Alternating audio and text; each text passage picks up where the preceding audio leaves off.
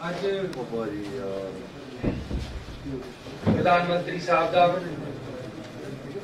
दौरा सी पंजाब का, उन्होंने फिरोजपुर दे विच आना सी, कुछ उद्घाटन ते नाल नाल उन्होंने एक पोलिटिकल रैली भी करनी सी।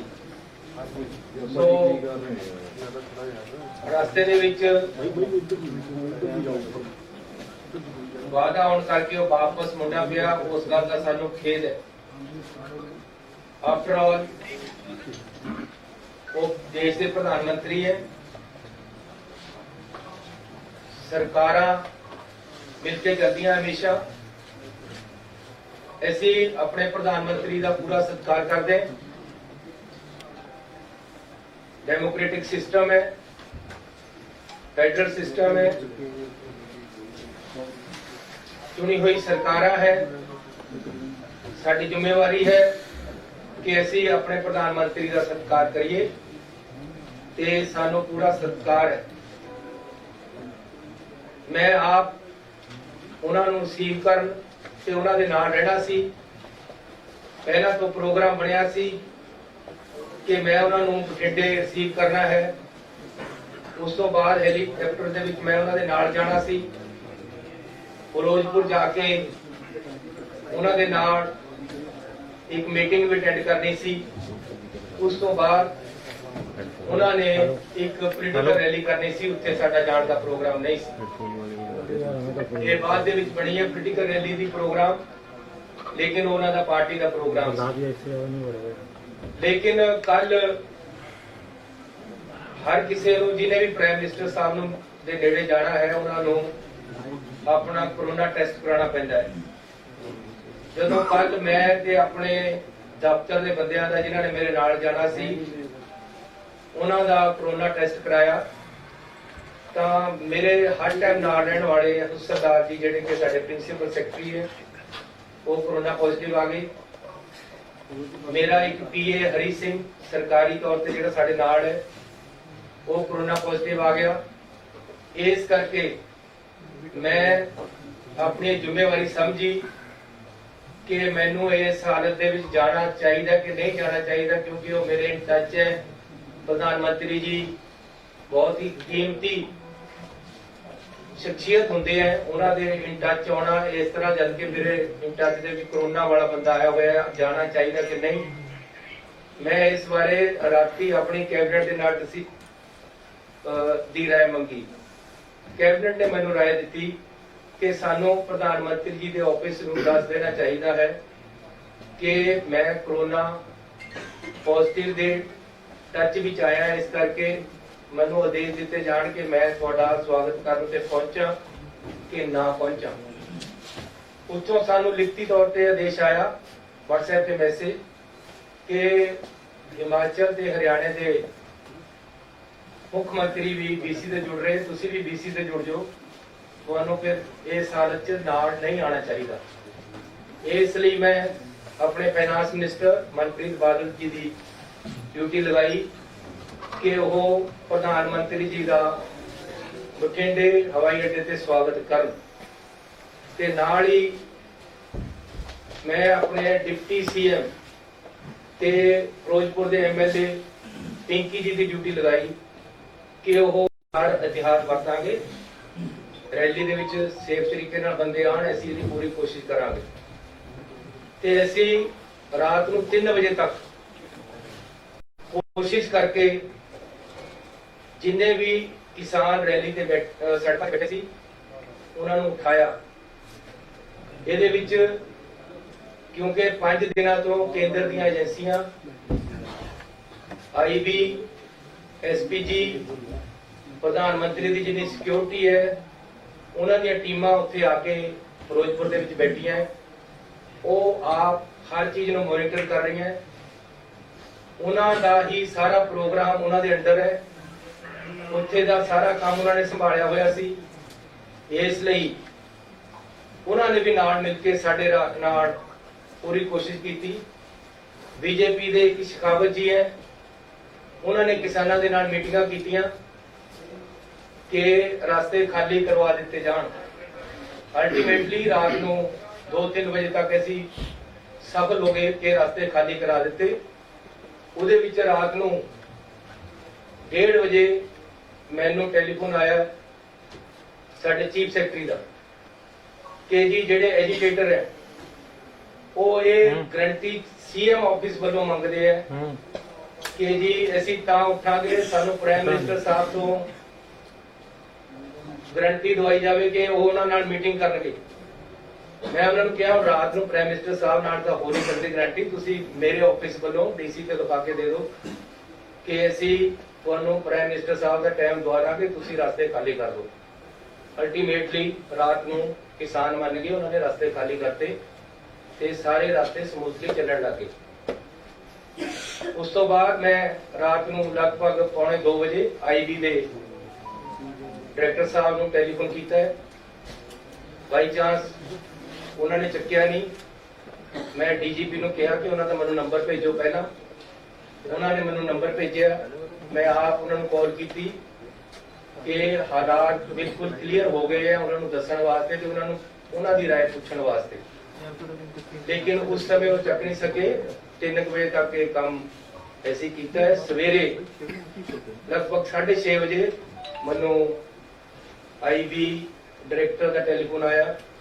ਪਹਿਲਾਂ ਮੈਂ ਨਹੀਂ ਚੱਕ ਸਕਿਆ, ਕੁਝ ਮਿੰਟਾਂ ਬਾਅਦ ਮੈਂ ਉਹਨਾਂ ਨੂੰ ਕੀਤਾ, ਉਹਨਾਂ ਨਾਲ ਡਿਸਕਸ ਕੀਤਾ। ਉਹਨਾਂ ਨੇ ਮੈਨੂੰ ਦੱਸਿਆ ਕਿ ਰਾਤ ਸਾਰਾ ਠੀਕ ਹੋ ਗਿਆ, ਸਾਰੀ ਪੁਲਿਸ ਨੇ ਬੜੀ ਮਦਦ ਕੀਤੀ ਹੈ, ਸਾਡਾ ਡੀਜੀ ਵੀ ਖੁਸ਼ ਸੀ, ਸਾਰਾ ਕੁਝ ਠੀਕ ਹੋਇਆ।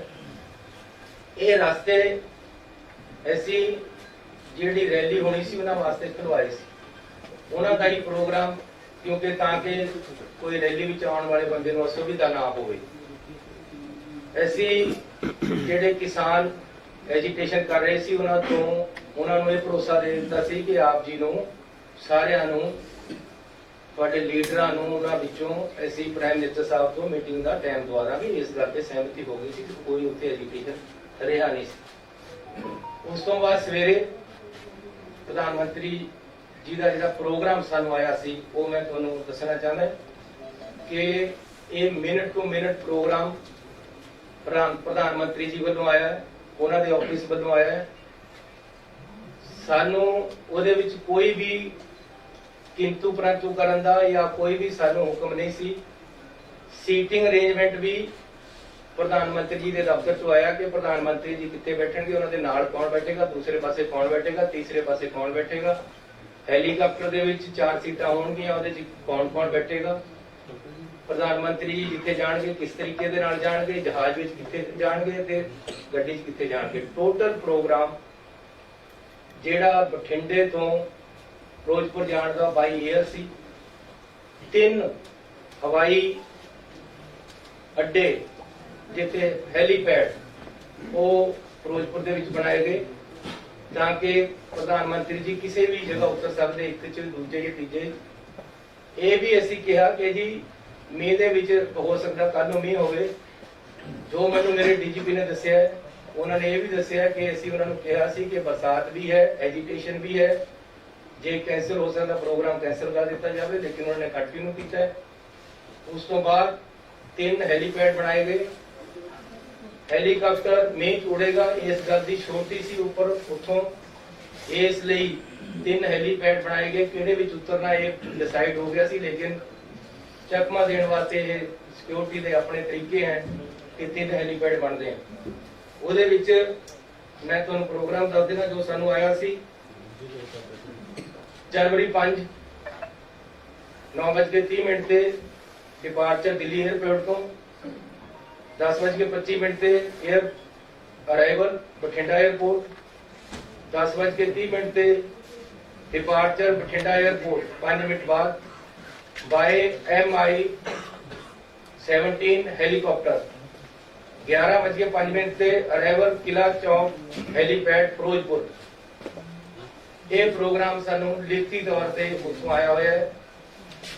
ਕੋਈ ਵੀ ਸੋਚ ਨਹੀਂ ਸੀ ਕਿ ਬਾਈ ਰੋਡ ਵੀ ਪ੍ਰਾਈਮ ਮਿਨਿਸਟਰ ਸਾਹਿਬ ਨੂੰ ਲੈ ਕੇ ਜਾਣਾ ਹੈ, ਨਾ ਹੀ ਕੋਈ ਪ੍ਰੋਗਰਾਮ ਸੀ। ਸਾਨੂੰ ਇਹ ਐਗਜ਼ੈਕਟ ਦੱਸਿਆ ਗਿਆ ਸੀ ਕਿ ਹੈਲੀਕਾਪਟਰ ਤੇ ਉਹਨਾਂ ਨੇ ਜਾਣਾ ਹੈ। ਇਹ ਮੌਕੇ ਦੇ ਮੌਕੇ ਉਹਨਾਂ ਦੀ ਏਜੰਸੀਆਂ ਵੱਲੋਂ, ਅਫਸਰਾਂ ਵੱਲੋਂ ਮਿਲ ਕੇ मौके दे मौके सड़क दे राही ले जाया गया।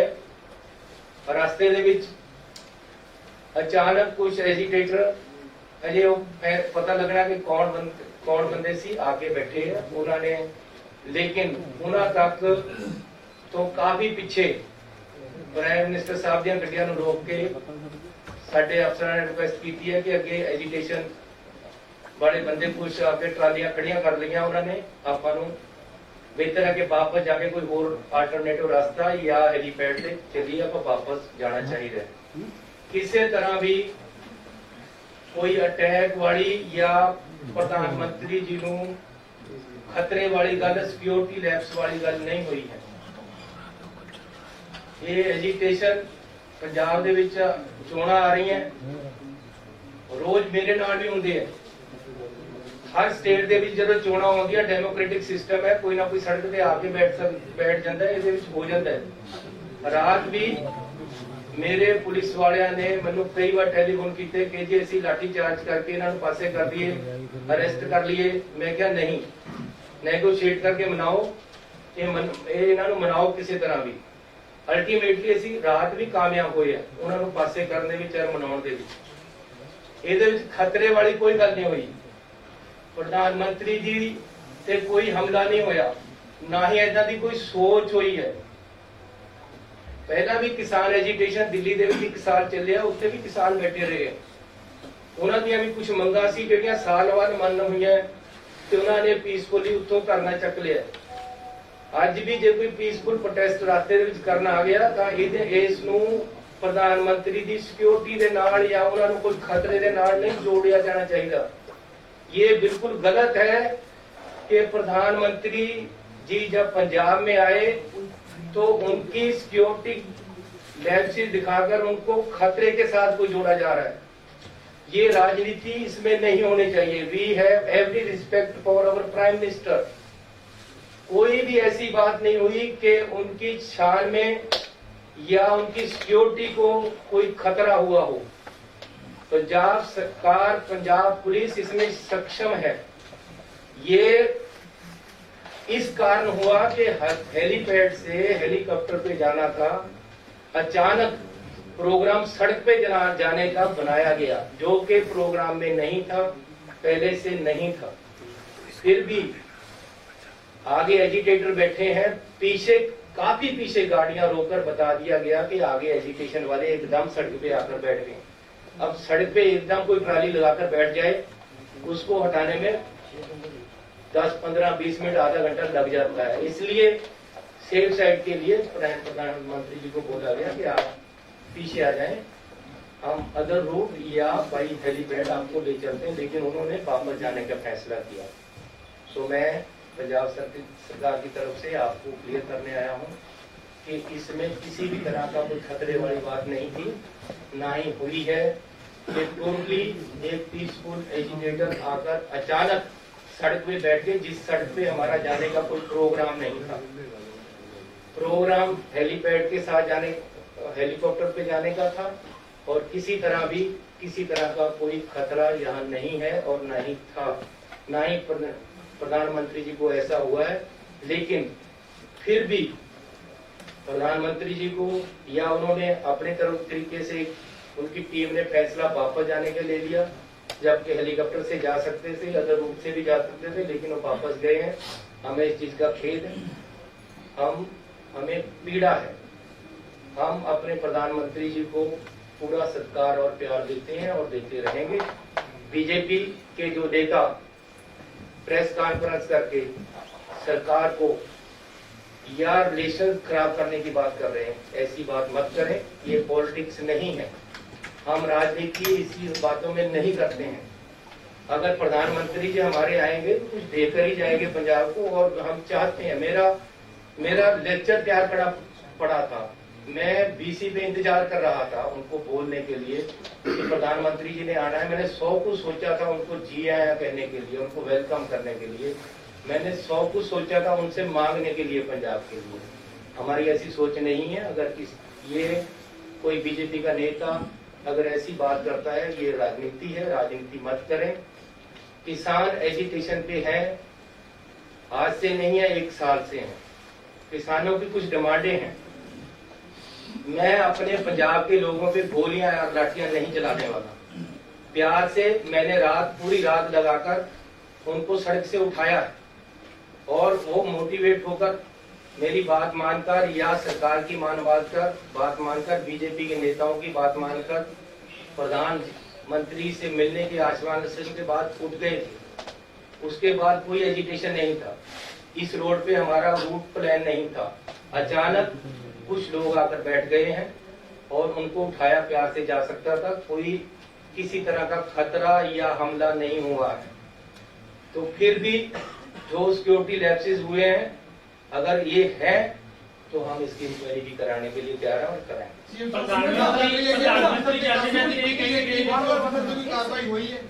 कोई ऐसी कार्रवाई नहीं हुई है, क्योंकि अजे तक कोई ऐसा गल नहीं है।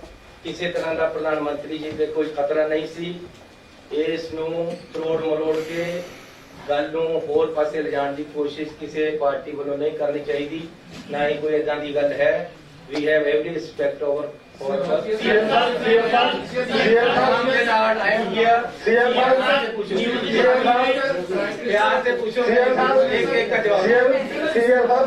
के लीडर का कर ही रहे हैं, बट थोड़े जिहड़े साबका मुख्य मंत्री है कैप्टन अमरिंदर सिंह, वो भी कह रहे हैं कि बहुत बड़ी लैप्स हुई है कि अज ही जिहड़ा राष्ट्रपति राज लगा देना चाहिए। देखो, आज नहीं तो 4 दिन लगना ही है। सानू मेरी कोई मुख्यमंत्रीशिप या साडी कैबिनेट या कांग्रेस पार्टी इस गल पे नहीं खड़ी है। ना ही ऐसी कोई ये कह रहे हैं कि तुसी ना लगाओ। लेकिन मैं ये कह रहा कि अननेसेसरीली राजनीति नहीं होनी चाहिए। ये बिल्कुल ही नॉन पोलिटिकल मसला है। 1 साल तो किसान दिल्ली विच भी बैठे हैं यार, उत्थे क्या हो गया सी? आखिर 1 साल उत्थे नहीं पीसफुली बैठे रहे। उन्होंने क्या ही ना करे किसी ते अटैक किया। मैं अपने किसानों ते किवें गोली चला दा, मैं उन्हां ते किवें लाठियां मारा? मैं जब मैं प्यार नाल ठाल सकदा उन्होंने, रात नूं ठालिया ही है। मैनू रात भी होम मिनिस्टर साहब का टेलीफोन आया है कि जी बंदे सड़क ते आके बैठ गए, साड़ी रैली है। प्राइम मिनिस्टर साहब ने तो बाई रोड जाना ही नहीं सी, उन्होंने रोकण वास्ते नहीं सी बैठिया कोई। हो सकता वो एजिटेटर नूं रोकण वास्ते बैठे होण, उत्थे तक तो गया ही कोई नहीं। एक मिनट, राजनीति जी पूछ लेना, राजनीति पूछ लेना।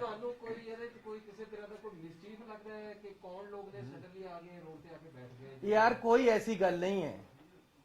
किसानां दीयां डिमांडां अजे कुछ खड़ियां हैं, इस करके वो रात मैनू अज तो 15 दिन पहला होम मिनिस्टर साहब का टेलीफोन आया, चन्नी जी वो लोग किसान रेलवे लाइन को रोक कर बैठे हैं, आप उनको हटाओ। जम्मू कश्मीर और यहाँ कोल आने की प्रॉब्लम है। ऐसे उन्होंने उठाया है, हमने उनको उठाया है, उनसे बातचीत करके यहाँ मैंने खुद बुलाकर मीटिंग की और उनको प्रेरित किया कि भाई नहीं, किसानों का भी नुकसान हो रहा है, देश का नुकसान हो रहा है, आगे भी कोला जाना है, आप उठो, आप डिमांड बताओ। मैंने उनकी डिमांडें मानी है।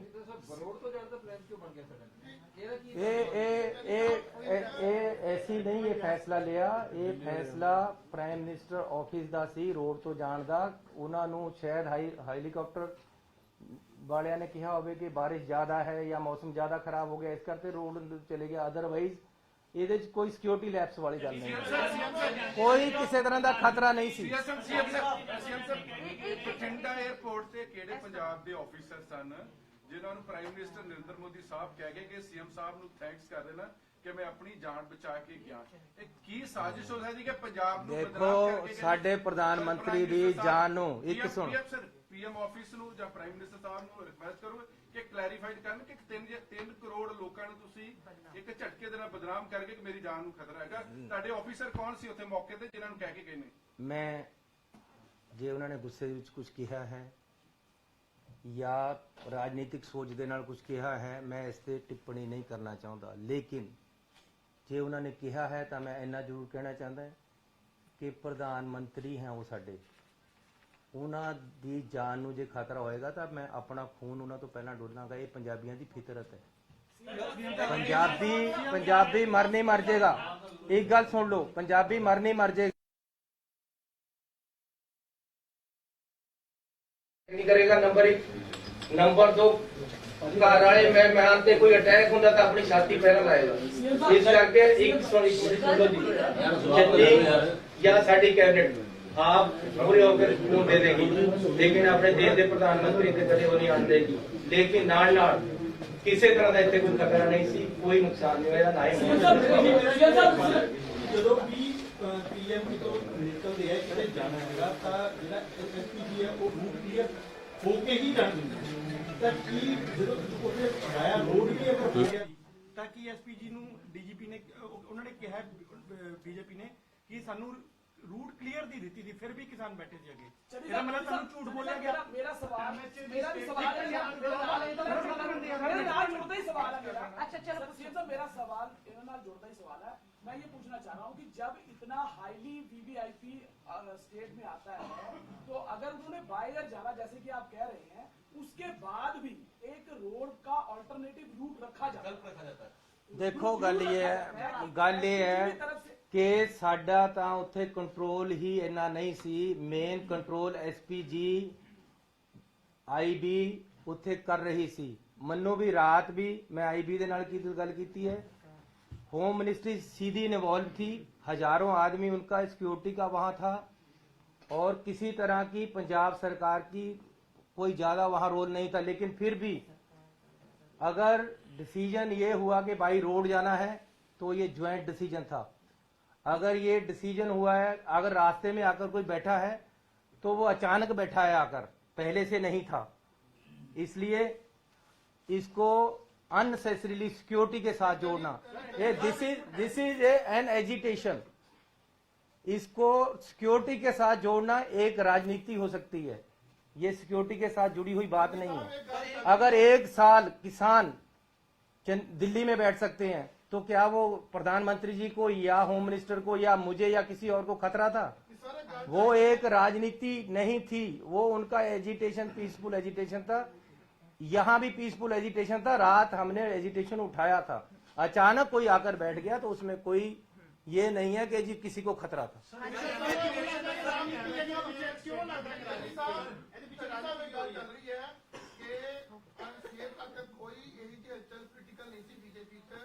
अचानक जो गैदरिंग देखते हुए या गैदरिंग नहीं हुई और अचानक एक कई चीजों देखने तो बाद बीजेपी किया गया अक्सर आरोप जो लगाए जा रहे हैं ਤੁਹਾਡੇ ਲੀਡਰ बोले तो उन्होंने भी कितने कितने हैगी सुतूगा कि यह जी गल ਤੁਹਾਡੇ ਕੰਨ ਤੱਕ पहुंची है कि भी ਜਿਹੜਾ एक अचानक ਜਿਹੜਾ ਰਾਸ਼ ਨੂੰ ਦੇਖਦੇ ਹੋਏ ਜਾਂ ਭੀੜ ਨਾ ਹੁੰਦੇ ਹੋਏ ਇੱਕ ਮੋਦੀ ਨੇ ਆਪਣਾ ਇੱਕ ਚੁਣਾਵੀ ਰੈਲੀ ਨੂੰ ਕਾਮਯਾਬ ਬਣਾਉਣ ਦੇ ਦੇਖਦੇ ਉਹਨੇ ਇਦਾਂ ਸਟੰਟ ਜਾਂ ਤੁਹਾਨੂੰ ਇਹ ਲੱਗਾ ਜਾਂ ਹੋਇਆ।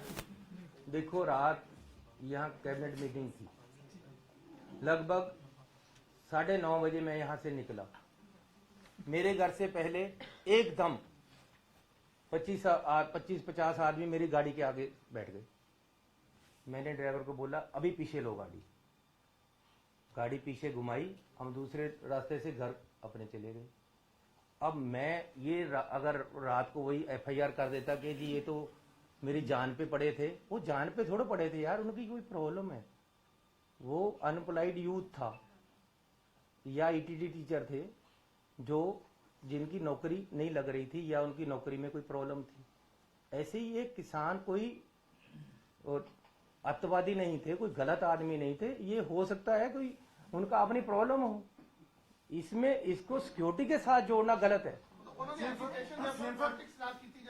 मैं कह रहा हूं कि क्यों पॉलिटिक्स कर रहे हो ये।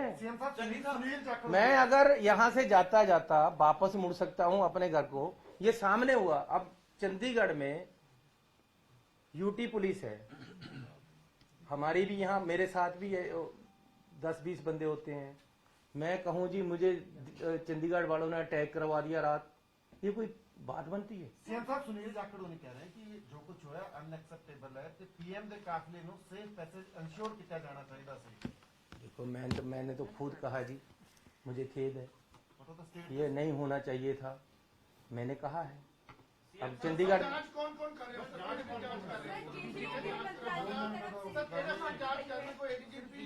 और होता है होने सी बंदे लगामा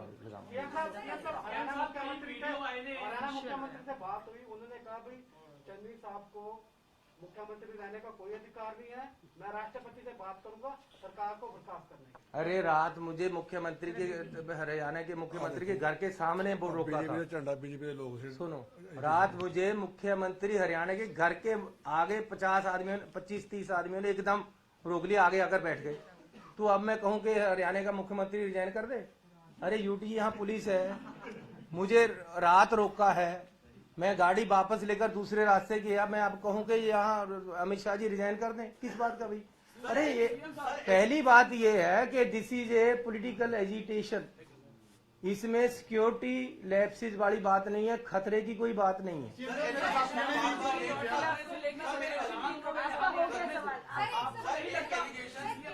मंत्रालय की तरफ से आपसे रिपोर्ट मांगी गई है, क्या जांच पड़ताल की जाएगी इस पूरे क्यों नहीं की जाएगी जी? कि अगर कोई बात हुई है तो जांच पड़ताल करेंगे। सीएम साहब जिस तरह मेरे साथियों ने पूछा आखिर इस पूरे घटनाक्रम के पीछे ਤੁਹਾਨੂੰ ਕੀ ਲੱਗਦਾ ਕਿਉਂ ਇਹ ਪੂਰਾ ਸੀਨ ਹੈ ਜਿਹੜਾ अरे इसमें इस ये लस्सी ਨੂੰ ਜਿੰਨਾ ਮਰਜ਼ੀ ਰਿੜਕੀ ਜਾਓ, ਇਹਦੇ 'ਚ ਕੁਝ ਨਹੀਂ ਹੈ। ਗੱਲ ਸਿਰਫ ਇੰਨੀ ਹੈ ਕਿ ਪ੍ਰਧਾਨ ਮੰਤਰੀ ਜੀ ਆ ਰਹੇ, ਉਹਨਾਂ ਨੇ ਉੱਥੇ ਰੈਲੀ ਕਰਨੀ ਸੀ, किसाना ने रैली नु रोकने वास्ते आले दाले बंदे लगा दिए। एक मिनट यार, इतनी मैं जाऊंगा नहीं कहीं। हमने उन बंदे को उठा दिया, सबको रात को उनको मना लिया, यार ना करो ऐसे। अब 70,000 कुर्सी लगी हुई, 700 बंदा वहां पहुंचा, मैं क्या करूं यार?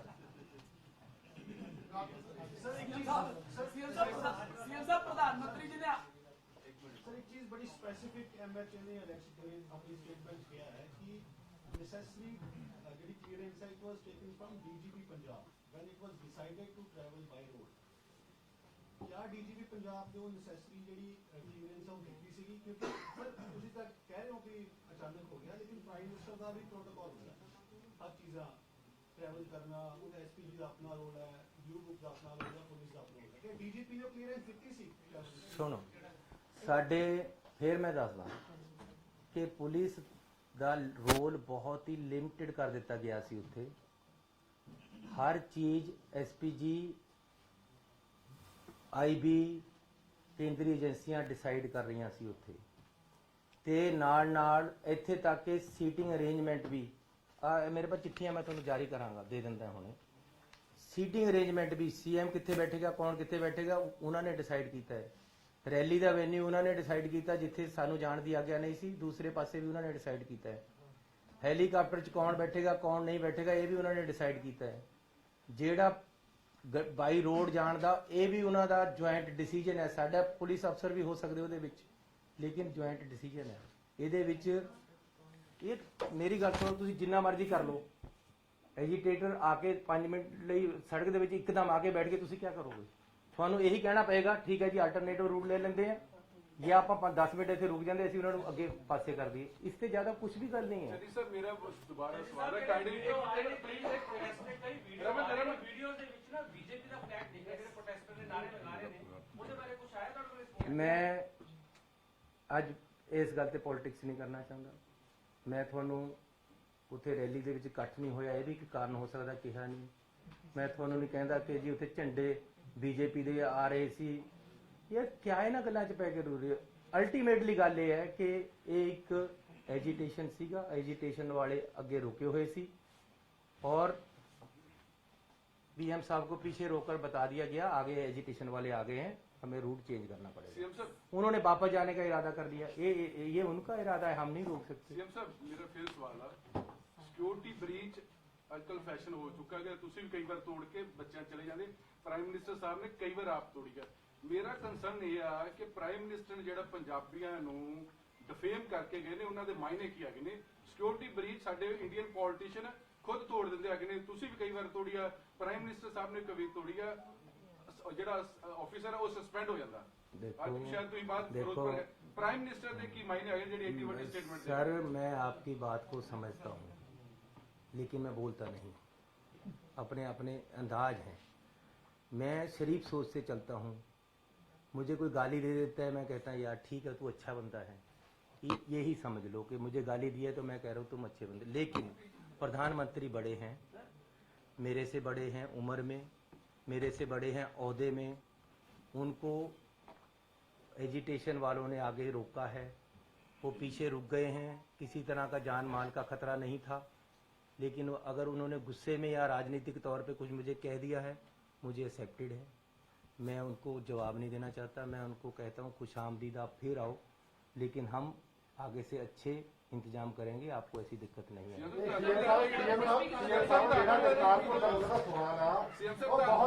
बहुत ਵੱਡਾ ਮੈਨੇ ਰੱਖਦਾ ਜਿਹੜੇ ਭੁੱਲਰ ਸਾਹਿਬ ਬਾਰ-ਬਾਰ ਸਵਾਲ ਖੜੇ ਕਰ ਰਹੇ ਨੇ।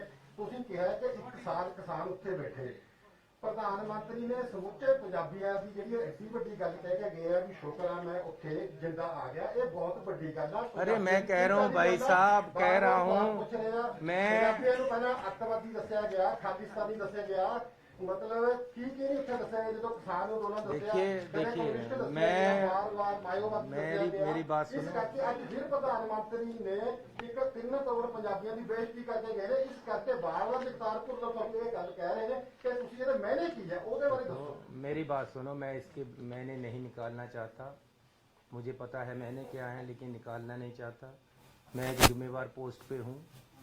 मैं होम मिनिस्टर साहब से मिलने गया था, एक ही बार मिलने गया हूँ। मैंने उनको हाथ जोड़कर एक बात कही थी, मैं ये कसम खा के कह सकता हूँ, जो मैं क्या बता रहा हूँ वो सच है, कि होम मिनिस्टर साहब मैं हाथ जोड़कर कहता हूँ, चुनाव आने वाले हैं, कोई मुख्यमंत्री बने, कोई पार्टी जीते, मुझे इससे मतलब नहीं है। ये मैंने कहा था, फिर रिपीट कर रहा हूँ कि होम मिनिस्टर साहब मैं हाथ जोड़कर कहता हूँ कि चुनाव आ रहे हैं, कोई मुख्यमंत्री बने, कोई पार्टी जीते, इससे मतलब नहीं है। लेकिन एक कृपा करना, एक मैं आपसे रिक्वेस्ट करता हूं कि पंजाब में सद्भावना, आपसी प्यार बना रहे। पंजाब में किसी तरीके से कोई भी गड़बड़ ना हो इलेक्शन में, इसका जरूर ध्यान रखना। ये मैं उनको रिक्वेस्ट करके आया था। अब अगर फिर भी राजनीति होगी तो वो गलत होगा। सर, आप पर भी आरोप लगाए जा रहे हैं। बीजेपी नेता मीनाक्षी लेखी का कहना है कि जब जहां पर रोका गया था प्रधानमंत्री के काफिले को, उस वक्त जेपी नड्डा की तरफ से आपको फोन किया गया, लेकिन आपने उठाया नहीं। क्या आपको कोई फोन आया? देखो मुझे कोई टेलीफोन उनका नहीं आया। हाँ, होम मिनिस्टर साहब का टेलीफोन आया था। उन्होंने मुझे कहा कि वहाँ कुछ एजिटेटर आ गए हैं, ये गलत हो गया है, प्रधानमंत्री जी ने वापस आने का निर्णय ले लिया है। मैंने कहा जी इसकी क्या बात है, मैं आपके पास भी आ जाऊंगा, और हमारी तरफ से किसी तरह का कोई गलती नहीं हुई है, चेक कर लेते हैं क्या बात। ये मुझे उनका टेलीफोन आया, और किसी का टेलीफोन मुझे नहीं आया दिल्ली से। जो मुझे कोई टेलीफोन करता है, मेरे पास टेलीफोन है, मैं उसी समय उठा लेता हूँ, नहीं तो मेरे साथ 2-4 आदमी होते सरकार के, वो मेरी बात करा देते हैं। मेरी होम मिनिस्टर साहब ने भी किसी मेरे साथी ने, मेरे साथ जो IAS थे, उनके टेलीफोन पे बात हुई। गृह मंत्रालय ने कोई एसएसपी विरुद्ध कोई कार्रवाई की है? कादी जी, केंद्रीय गृह मंत्रालय वालों पता लग गया भी ਤੁਹਾਡੇ ਜਿਹੜੇ ਅਫਸਰ ਦੇ ਖਿਲਾਫ कोई कार्रवाई नहीं, ऐसी कोई गल नहीं है। So thank you very much जी। यार हुण आ गल निबेड़ लईए। बहुत धन्यवाद तुहाडा सारिआं दा।